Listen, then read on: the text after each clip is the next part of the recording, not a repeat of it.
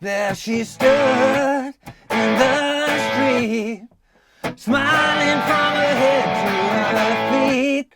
I said, hey, what is this? Now maybe, baby, maybe she's in need of a kiss. All right now, baby, it's all right now. All right now, baby, it's all right now.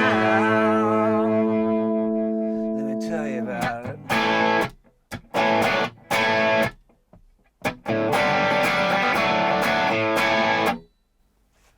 Hey, how you doing? Justin here. Today we are checking out All Right Now by Free.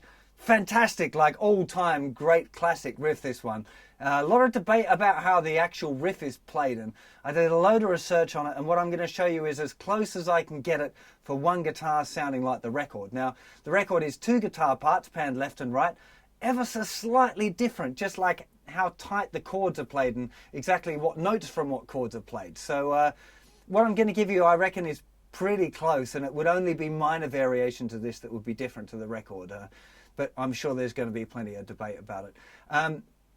We're going to be looking at the main riff and the little riff for the chorus. The solo is going to be done in a different lesson because I'm compiling a book of classic guitar solos at the moment, and this is going to be in that. So look forward to this one in a little while. So let's get to a close-up and see how to play this riff.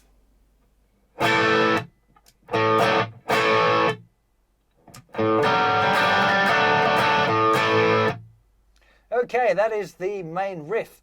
We're starting off with an A5 open chord. So nothing on the thicker string. Open, 2, 2, 5, 5. So we're using our little finger to bar the 5th fret on the thinnest two strings. Big, fat, meaty chord, that one. When you strum it, rather than just kind of flicking it, kind of pick through it a little bit. Dig in with your pick. A little bit slower than normal, so you get that kind of clarity of each of the notes. The next chord that we've got is a D over A. So on the and after 3, we're going to play the note A, which is the open 5th string. And then we're going to play this little chord here. We're putting our 2nd finger down in the 3rd fret of the 2nd string, and our 3rd finger down in the 4th fret of the 4th string. So we end up with open A, 4th fret, 2nd fret, 3rd fret. Thinnest string's just muted. We're not playing that, so the little bar with the first finger is kind of lifting up a little bit to make sure that thinnest string is muted at that point. So we've got 1, 2, 3, and 4, 1. Back to that first chord. So that's definitely the thing that you want to start off with getting, is that big chord, the A, 2, 3, and 4, 1, 2, and 3, and do that again. So the A chord, 2, 3, and 4, 1. And one of the things that you want to listen out for is how things are muted, right? So make sure that you're using the outer palm of your picking hand. There. 1, 2, 3, and 4, 1. All down picks for that. I think I just did an up string or up pick on the A, but it should all be all downs there. 1, 2, 3, and 4. 1, 2, 3, 4, and then we've got a little open A string just coming into the next section. Now, the next section, the last half of this riff, it's kind of like a C chord, but not using our first finger. So we got our little finger in the 5th fret of the 5th string, 3rd finger in the 4th fret of the 4th string, open 3rd string, 2nd finger, 3rd fret 2nd string, and open thinner string. So 5, 4, open, 3, open. Right? So D add 11 chord, its proper name. So, and then we're doing, which is down, up, down, down. 1 E and a 2 and on that little D, the D add 11. 1 E and a 2 and. Then we go to our little D chord that we had before, the same shape that we're using, this one, and we go 1 E and a 2 and, which is down, up, down, down is just playing that bass note, and then the A5 again. So from the D, down, up, down, down, down, up, down, down, down. Let's have a look at the whole thing nice and slow. So 2, 3, 4. 1, 2, 3, and 4. 1, 2, 3, 4, and 1 and 2 and 3 and 4 and 1, 2, 3, 4, and again. 2, 3, 4, and. Okay, so it's nearly all down strokes except for that bit where we've got that funny D at 11. Down, up, down, down, down, up, down, down. See, it's again, it's that idea of keeping your hand moving. Down, up, down, down. That's the rhythm. Down, up, down, down, down, up, down, down. For that third bar.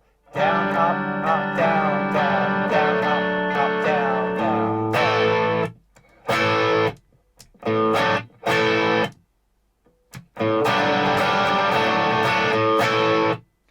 You know, you got to be a little bit cool with it. You know, don't worry if a little, you know, an extra note's ringing out. And like on this chord, you're not trying to strum every string. I've written every string there in the tab for you in the songbook because it's not really definite which ones are being hit. It's just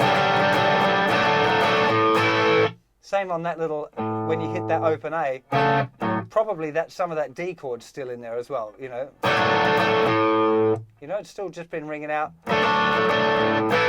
And that's fine as well. So it's learning the riff exactly as you can and then experimenting with it and trying to get it as much like the record as you can. That's really kind of the way that you want to be going with that one.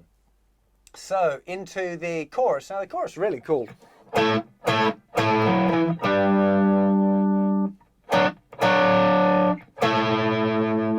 It's right up the neck here. This is an A power chord, right up on the first finger of the 12th fret, little finger on the 14th fret. Sometimes I'll play it with my third finger, but little finger's probably easier because of one of the chords coming up. But having, you can see it makes it easy to get the third finger over there. So we're doing the chord 3 times. 1, 2, 3, and 4. So that's the 14th fret on the thicker string, 12th fret on the thicker string, to a G power chord, which is 10th fret and 12th fret on the 5th string and 4th string. So 1, 2, 3, and 4, and 1, 2, 3, 4. Now drop the first finger back just 1 fret and we get D with an F sharp bass. 1, 2, 3, 4, and. So it's just played 1, 2, 3, 4, and. Make sure you keep those chords nice and tight. 1, 2, 3, 4, and 1, 2, 3, 4. 1, 2, 3, and 4, and 1, 2, 3, 4. 1, 2, 3, 4, and 1, 2, 3, 4.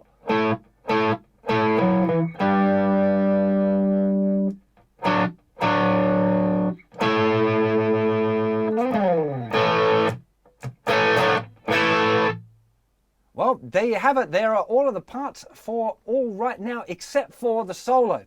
Now, I will be doing the solo, right? Because I do want to get into doing these lead guitar series. I think it's going to be a whole lot of fun for me and you. But transcribing and learning solos by yourself is really important. And this kind of solo is a really, really good one to learn on your own. I remember learning it as a teenager. It took me quite a while to figure it out, but it got there. And it's simple. There's no kind of tricky bits in it. There's the one little slightly fast hammer-on-y. That might help if I turn it on. That's the only kind of fast lick in it, which is 5th fret to 7th fret on the 2nd string, followed by 5th fret on the thinner string. Right, there's a couple of other tiny little ones, but most of it is just...